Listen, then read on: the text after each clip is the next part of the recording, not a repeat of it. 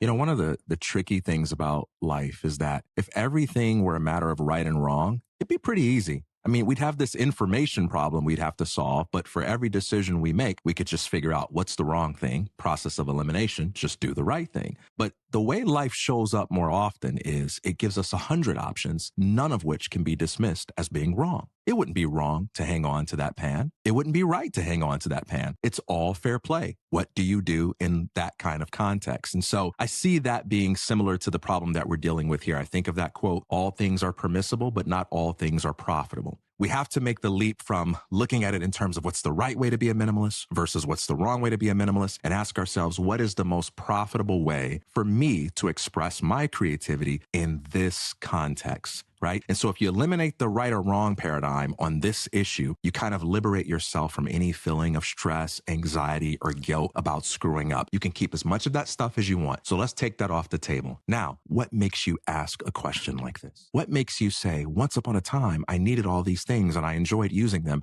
and now I don't use them as much as I used to? What do you guys think? What's making you ask that question? Is having that stuff around stressing you out, making you feel burdened? Are you attached to it because of the way it served you in the past? Do you feel some kind of loyalty to that stuff? If you're keeping it around just because of what it used to be to you, it becomes a weight. But if you're keeping it around because you have a future use for it and you want to just evolve the way you use those tools, well, that's fair game too, but it's got to be up to you.